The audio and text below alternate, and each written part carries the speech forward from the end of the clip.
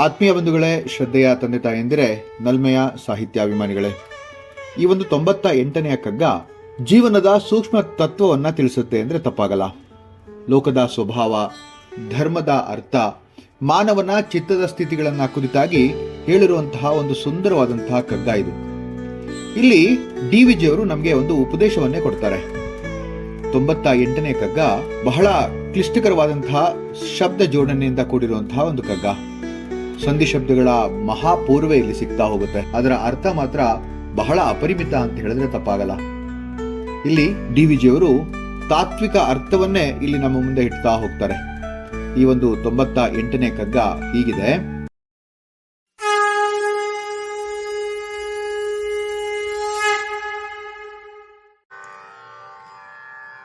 ವಕ್ರ ರುಜು ಮಿಶ್ರ ಜಗವದರ ಶೋಧನೆ ಧರ್ಮ, ಪ್ರಾಕೃತ ಧ್ವನಿ ಮಿಶ್ರ ವದರಡುಗೆ ರಾಗ, ವ್ಯಾಕೃತದಿ ನವ್ಯಾಕೃತಾದಿ ಸತ್ವಕ್ಕೆ ನಿನ್ನ, ಜಾಗೃತಿ ಪಮತಿ ಧರ್ಮ ಮಂಕುತಿಮ್ಮ ಮಂಕುತಿಮ್ಮ.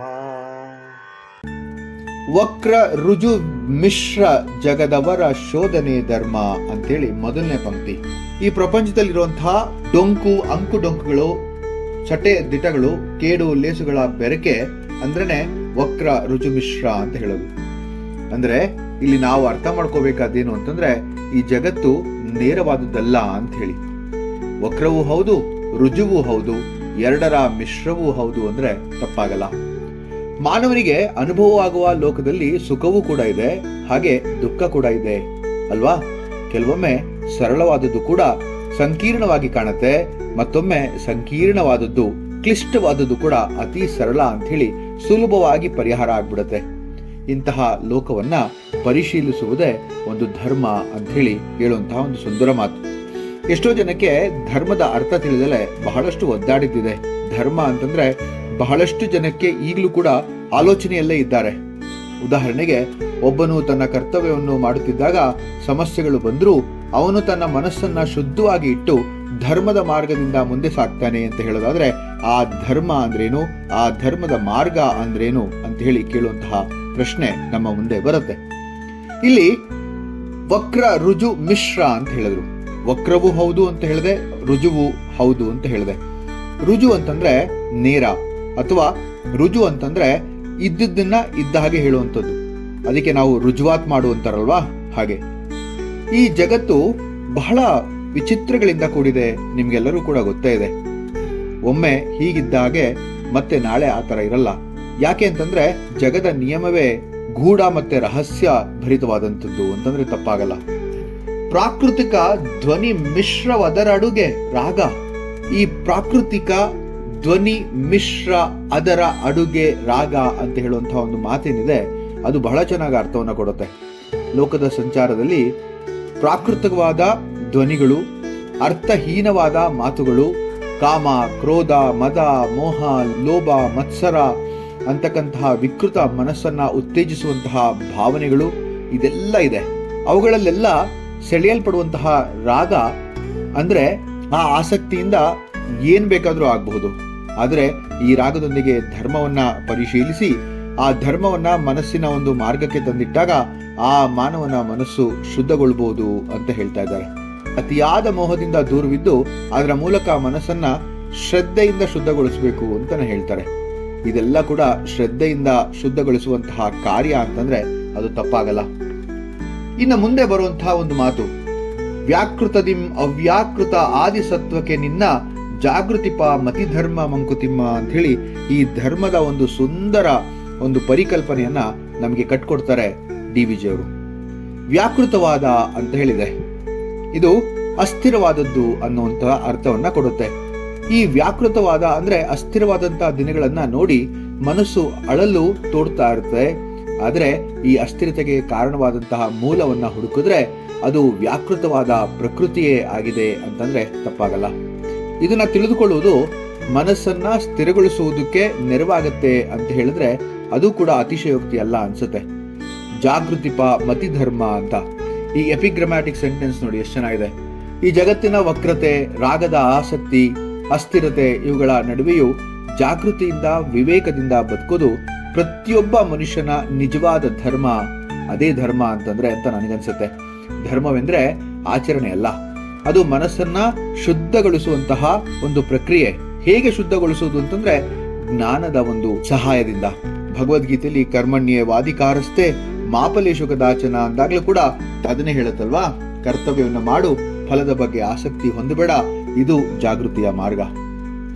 ಉದ್ಧರೇದಾತ್ಮನಾತ್ಮನಾಮ್ ಅಂತ ಒಂದು ಮಾತನ್ನ ಭಗವದ್ಗೀತೆಯಲ್ಲಿ ಹೇಳುತ್ತೆ. ಸ್ವಯಂ ತನ್ನನ್ನ ಉತ್ತೇಜಿಸಿಕೊಳ್ಬೇಕು, ಸ್ವಂತ ವಿವೇಕದಿಂದಲೇ ಧರ್ಮವನ್ನ ಅನುಸರಿಸಬೇಕು. ಧರ್ಮೋ ರಕ್ಷತಿ ರಕ್ಷಿತಃ ಅಂತ ಹೇಳಿ ಹೇಳುವಂತಹ ಮಾತು ಕೂಡ ಇದೆ. ಇಲ್ಲಿ ಬಹಳಷ್ಟು ಉದಾಹರಣೆ ಕೊಡುವುದು ನೋಡಿ. ಒಬ್ಬ ವ್ಯಾಪಾರಿ ಲಾಭಕ್ಕಾಗಿ ಎಲ್ಲವನ್ನ ಮಾಡುವಾಗ ಮೋಹದ ಕಡೆ ಅವನು ಸೆಳೆಯಲ್ಪಡ್ತಾನೆ. ಆದ್ರೆ ಪ್ರಾಮಾಣಿಕತೆ ಮತ್ತೆ ಧರ್ಮವನ್ನ ಪಾಲಿಸಿದ್ರೆ ವ್ಯವಹಾರವು ಶುದ್ಧವಾಗಿರುತ್ತೆ ಮತ್ತು ಅವನು ಮನಃಶಾಂತಿಯಿಂದ ಇರಬಹುದಾಗತ್ತೆ, ಅಥವಾ ಅವನಿಗೆ ಮನಃಶಾಂತಿ ದೊರೆಯುತ್ತೆ ಅಂತ ಹೇಳ್ಬೋದು. ಕುಟುಂಬದಲ್ಲಿ ಗೊಂದಲಗಳಿದ್ರೂ ಕೂಡ ಜಾಗೃತಿಯಿಂದ ಅದನ್ನ ವರ್ತಿಸಬೇಕು. ಪ್ರೀತಿ ಮತ್ತೆ ವಿಶ್ವಾಸ, ಕರ್ತವ್ಯದಿಂದ ಜೀವನ ಸಾಗಿಸಿದ್ರೆ ಅದೇ ಧರ್ಮ ಸಾಧನೆ ಅಂತ ಹೇಳುವಂತ ಮಾತು ಕೂಡ ಇದೆ. ಬಹಳ ಸುಂದರವಾಗಿ ಈ ಒಂದು ಕಗ್ಗ ಲೋಕದ ವಕ್ರತೆಗಳನ್ನ ಒಪ್ಕೊಳ್ತಾ ವಿವೇಕದಿಂದ ಜಾಗೃತಿಯಿಂದ ಧರ್ಮವನ್ನ ಅನುಸರಿಸುವುದೇ ಮಾನವ ಜೀವನದ ಸಾರವೆಂದು ಸಾರಭರಿತವಾಗಿ ಹೇಳ್ತಾ ಇದೆ.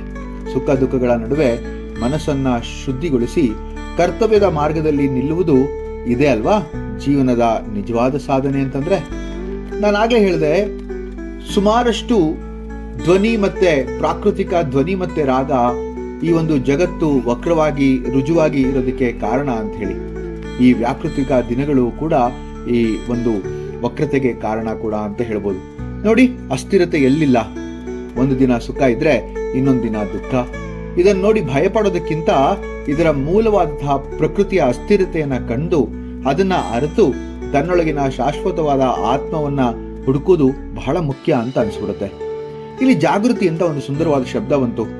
ಜಾಗೃತಿ ಅಂದ್ರೆ ಹೊರಗಿನ ಪರಿಸ್ಥಿತಿ ಒಳಗಡೆ ಅಲ್ಲಾಡದಲೇ ತನ್ನೊಳಗಿನ ಶುದ್ಧ ಬುದ್ಧಿಯಿಂದ ನಿರ್ಧರಿಸಿ ಬದುಕುವುದು ಅಂತ ಹೇಳಿ ಹೇಳ್ಬೋದಾಗಿದೆ. ಇದು ಧರ್ಮದ ಹೃದಯ ಅಂತಂದ್ರೆ ಅದು ತಪ್ಪಾಗಲ್ಲ. ಎಷ್ಟೋ ಸತಿ ನಾವು ಈ ಒಂದು ಸಮಸ್ಯೆಗೆ ಈಡಾಗ್ತೀವಿ. ಒಬ್ಬ ವಿದ್ಯಾರ್ಥಿ ತನ್ನ ವಿದ್ಯಾಭ್ಯಾಸದ ದಿನಗಳಲ್ಲಿ ಅಥವಾ ಆ ವಿದ್ಯಾರ್ಥಿ ಜೀವನದಲ್ಲಿ ಅವನು ಬಹಳಷ್ಟು ಇದನ್ನ ಅನುಭವಿಸ್ತಾನೆ. ಒಬ್ಬ ವಿದ್ಯಾರ್ಥಿ ಪರೀಕ್ಷೆಯಲ್ಲಿ ವಿಫಲ ಆದ ಅಂತ ಅನ್ಕೊಳ್ಳಿ, ಅವನು ಇದನ್ನ ಜೀವನದ ಅಂತ್ಯವೆಂದು ಭಾವಿಸಬಾರ್ದು, ನೈರಾಶ್ಯಕ್ಕೆ ಹೋಗಬಾರ್ದು. ಆದರೆ ಅವನು ಈ ಒಂದು ಕಗ್ಗ ಹೇಳಿರುವಂತೆ ಅನುಸರಿಸಿ ಅಸ್ಥಿರತೆ ಅನ್ನೋದು ಸಹಜ ಅಂತ ಹೇಳಿ ತಿಳ್ಕೋಬೇಕು, ತನ್ನ ಕರ್ತವ್ಯ ಮುಂದುವರಿಸಬೇಕು. ಇದೇ ಆ ವಿದ್ಯಾರ್ಥಿಯ ಧರ್ಮ ಅಂತ ಹೇಳುತ್ತೆ. ಕುಟುಂಬದಲ್ಲಿ ನೋಡಿ, ಬಹಳಷ್ಟು ಜನರ ಒಂದು ಪರಿವಾರಗಳಲ್ಲಿ ಭಿನ್ನಾಭಿಪ್ರಾಯ ಅನ್ನೋದು ತಲೆದೂರ್ತಾ ಇರುತ್ತೆ. ಕೆಲವರು ಕಠಿಣವಾಗಿ ಮಾತಾಡ್ತಾರೆ, ಇನ್ ಕೆಲವರು ಪ್ರೀತಿ ತೋರಿಸಲ್ಲ, ಮನಸ್ಸಿಗೆ ಬಂದ ಹಾಗೆ ಮಾತಾಡ್ತಾರೆ. ಇದೆಲ್ಲ ನೋಡಿ ಮನಸ್ಸು ಕುಗ್ಬಾರ್ದು. ಏಕೆಂದ್ರೆ ವಿವೇಕದಿಂದ ಮಾತಾಡಿ ಪ್ರೀತಿಯಿಂದ ಸಮಸ್ಯೆನ ಪರಿಹಾರ ಮಾಡೋದಕ್ಕೆ ಯತ್ನಿಸಿದ್ರೆ ಅದು ಪ್ರಾಕೃತಿಕ ಧ್ವನಿಯನ್ನ ದಾಟಿ ಧರ್ಮವನ್ನ ಅನುಸರಿಸುವಂತಹ ಒಂದು ಮಾರ್ಗ ಆಗುತ್ತೆ ಅಂತ ಹೇಳ್ಬೋದು. ಯಾರಿಗೆ ಈ ಪ್ರಪಂಚದಲ್ಲಿ ತೊಂದರೆ ಇಲ್ಲ ಹೇಳಿ? ಅದರಲ್ಲೂ ಕೂಡ ಈ ಒಂದು ಆರ್ಥಿಕ ತೊಂದರೆ ಅನ್ನೋದು ಎಲ್ಲರಿಗೂ ಇದ್ದಿದ್ದೆ.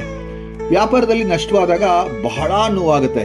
ಆದ್ರೆ ಈ ಒಂದು ಕಗ್ಗ ಹೇಳಿರೋ ಪ್ರಕಾರ ಒಂದು ಅಸ್ಥಿರತೆಯ ಮೂಲವನ್ನ ಹುಡುಕ್ಬಿಟ್ಟು ಅದು ಸಹಜ ಅಂತ ಒಪ್ಕೊಂಡು ಮುಂದೆ ನಡೆದ್ರೆ, ಆ ಪ್ರಯತ್ನವನ್ನ ಎಂದೂ ಬಿಡದಲೆ ಮುಂದೆ ನಡೆದ್ರೆ ಆ ಒಂದು ಗುರಿಯನ್ನ ತಲುಪೋದಿಕ್ಕೆ ಸಾಧ್ಯ ಆಗುತ್ತೆ ಅಂತ ಹೇಳ್ಬೋದು.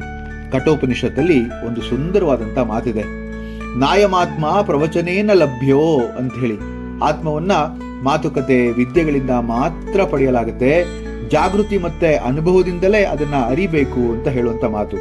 ಮುಂಡಕೋಪನಿಷತ್ತಲ್ಲಿ ಕೂಡ ಒಂದು ಮಾತಿದೆ, ಪರೀಕ್ಷಾ ಲೋಕಾನ್ ಕರ್ಮಚಿತಾನ್ ಬ್ರಾಹ್ಮಣೋ ನಿರ್ವೇದ ಮಾಯಾನಸ್ಕೃತ ಕೃತೇನ ಅಂತ ಹೇಳಿ. ಕರ್ಮದಿಂದ ದೊರೆಯುವಂತಹ ಲೋಕವನ್ನ ಪರೀಕ್ಷಿಸಿದಾಗ ಶಾಶ್ವತ ಶಾಂತಿ ದೊರೆಯುವುದು ಅಂತ ಹೇಳಿ ಹೇಳುವಂತಹ ಒಂದು ಅರಿವಿನ ಆತ್ಮಜ್ಞಾನದ ಕಡೆಗೆ ಸಾಗಬಹುದು ಅಂತ ಹೇಳಿ ಹೇಳುವಂತಹ ಮಾತು. ಆದ್ರಿಂದ ಸ್ವಲ್ಪ ಯೋಚನೆ ಮಾಡಿ, ದಿನವೂ ಸ್ವಲ್ಪ ಸಮಯವನ್ನ ಧ್ಯಾನಕ್ಕೆ ಮೀಸಲಾಗಿಡಿ. ಸುಖ ದುಃಖಗಳನ್ನ ಸಮಾನವಾಗಿ ಸ್ವೀಕರಿಸಿ ಅವುಗಳ ಬಂದಾಗ ಆತ್ಮಾವಲೋಕನ ಮಾಡಿ. ಸುಖ ಬಂದಾಗ ಹಿಗ್ಗೋದು, ದುಃಖ ಬಂದಾಗ ಕುಗ್ಗೋದು ಅಲ್ಲ. ಸಮ ದುಃಖ ಸುಖಕ್ಷಮಿ ಅಂತ ಹೇಳಿ ಭಗವದ್ಗೀತೆಯಲ್ಲಿ ಒಂದು ಮಾತು ಬರುತ್ತೆ. ಇಂದ್ರಿಯ ಅನುಭವಗಳನ್ನ ಅಥವಾ ಇಂದ್ರಿಯ ಅನುಭವಗಳಿಗೆ ಸೆಳೆಯಲ್ಪಡದೆ ಅದನ್ನ ಗುರುತಿಸಿ ಅಗತ್ಯವಾದದ್ದನ್ನ ಮಾತ್ರ ಅನುಸರಿಸಿ ಅಂತ ಹೇಳುತ್ತೆ ಶಾಸ್ತ್ರಗಳು. ಕರ್ತವ್ಯವನ್ನ ಪ್ರಾಮಾಣಿಕತೆಯಿಂದ ಮಾಡಿ, ಫಲದ ಮೇಲೆ ಆಸಕ್ತಿ ಕಡಿಮೆ ಮಾಡಿಕೊಳ್ಳಿ, ನಿರಂತರವಾಗಿ ವೇದಾಂತದ ಉಪದೇಶಗಳನ್ನು ಓದಿ ಮನಸ್ಸನ್ನ ಶುದ್ಧಿಗೊಳಿಸಿ ಅಂತಕ್ಕಂಥ ಒಂದು ಸುಂದರ ಮಾತನ್ನ ಹೇಳುವಂತಹ ಕಗ್ಗ ಇದಾಗಿದೆ. ಈ ಒಂದು ಕಗ್ಗದಲ್ಲಿ ವಕ್ರ ರುಜು ಮಿಶ್ರ ಜಗದವರ ಶೋಧನೆ ಧರ್ಮ, ಪ್ರಾಕೃತಿಕ ಧ್ವನಿ ಮಿಶ್ರ ಅದರ ಅಡುಗೆ ರಾಗ, ವ್ಯಾಕೃತದಿಂ ಅವ್ಯಾಕೃತ ಆದಿಸತ್ವಕ್ಕೆ ನಿನ್ನ ಜಾಗೃತಿಪ ಮತಿಧರ್ಮ ಮಂಕುತಿಮ್ಮ, ಜಾಗೃತಿಕ ಮತಿಧರ್ಮ ಮಂಕುತಿಮ್ಮ ಅಂತ ಹೇಳ್ತಾ ಇದ್ದಾರೆ. ಮುಂದಿನ ಕಗ್ಗದೊಂದಿಗೆ ಮತ್ತೆ ಭೇಟಿ ಆಗ್ತೇನೆ. ನಮಸ್ಕಾರ.